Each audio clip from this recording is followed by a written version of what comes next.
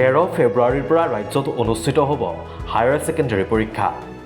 ৰাজ্যৰ প্ৰায় 3,42,869 জন শিক্ষাৰ্থী সাজু হৈছে পৰীক্ষাৰ বাবে। কিন্তু এনে সময়ত বহু শিক্ষাৰ্থী মানসিকভাৱে ভাগি পৰে।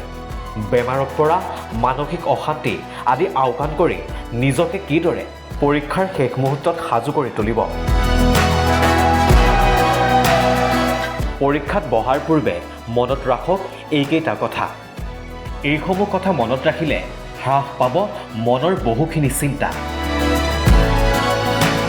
পৰীক্ষা বুলিলে সাধাৰণতেই ছাত্ৰ ছাত্ৰীৰ মনত এক ভয় থাকে।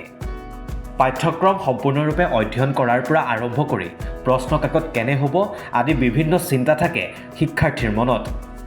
কিয়নো শিক্ষাৰ্থী জীৱনৰ অতিকৈ গুৰুত্বপূৰ্ণ পৰীক্ষাই হৈছে মেট্ৰিক আৰু হায়াৰ ছেকেণ্ডাৰী।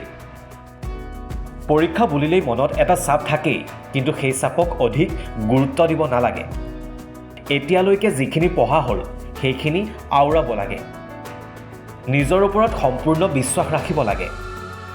নিজে যিখিনি পঢ়িছে সেইখিনিৰ ওপৰত বিশ্বাস ৰাখি পৰীক্ষাগৃহত প্ৰৱেশ কৰিব লাগে। নিজৰ পঢ়াখিনিৰ ওপৰত বিশ্বাস ৰাখিলে পৰীক্ষাৰ চাপ নিজে নিজেই কমি যায়। যদি নিজে 100% দিয়া বুলি ভাবে তেন্তে সেইখিনি লৈয়ে পৰীক্ষা দিবলৈ যাব লাগে আৰু তেতিয়া পৰীক্ষাৰ প্ৰতি ভয় বা চাপ নিজেই কমি যায়। মনত সন্তুষ্টি লৈ পৰীক্ষাগৃহলৈ যাব লাগে। বহু অভিভাৱক ছাত্ৰ ছাত্ৰীৰ মনত এটা প্ৰশ্ন বাৰুকৈ উদয় হয়, সেয়া হৈছে এজন ছাত্ৰ বা ছাত্ৰীয়ে নিতেও কিমান সময় অধ্যয়ন কৰাটো জৰুৰী।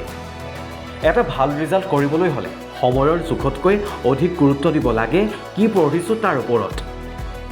10ৰ পৰা 12 ঘণ্টা পঢ়িলেহে যে ভাল ৰিজাল্ট কৰিব পাৰি তেনে নহয়। দৈনিক 8ৰ পৰা 9 ঘণ্টা মনোযোগেৰে পঢ়িলেও সুন্দৰ ফলাফল কৰিব পৰা যায়। গুৰুত্বপূৰ্ণ কথাটো হ'ল কেৱল মনোযোগৰ ওপৰতে লক্ষ্য লাগিব আৰু নিয়মীয়াকৈ পঢ়িব লাগিব। News text report নেশ্যনেলি।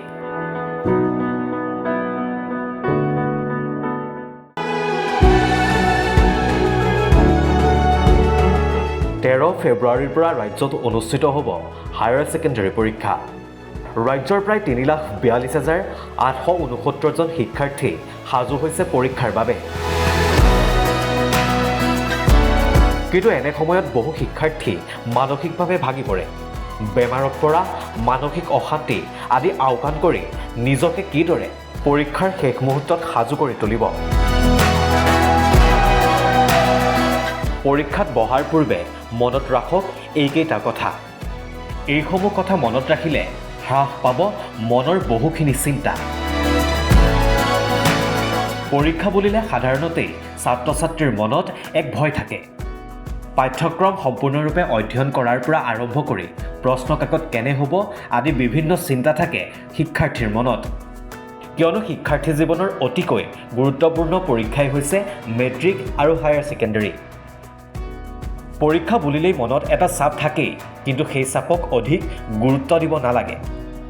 এতিয়ালৈকে যিখিনি পঢ়া হ'ল সেইখিনি আওৰাব লাগে। নিজৰ ওপৰত সম্পূৰ্ণ বিশ্বাস ৰাখিব লাগে। নিজে যিখিনি পঢ়িছে সেইখিনিৰ ওপৰত বিশ্বাস ৰাখি পৰীক্ষাগৃহত প্ৰৱেশ কৰিব লাগে। নিজৰ পঢ়াখিনিৰ ওপৰত বিশ্বাস ৰাখিলে পৰীক্ষাৰ চাপ নিজে নিজেই কমি যায়। যদি নিজে 100% দিয়া বুলি ভাবে তেন্তে সেইখিনি লৈয়ে পৰীক্ষা দিবলৈ যাব লাগে আৰু তেতিয়া পৰীক্ষাৰ প্ৰতি ভয় বা চাপ নিজেই কমি যায়। মনত সন্তুষ্টি লৈ পৰীক্ষাগৃহলৈ যাব লাগে।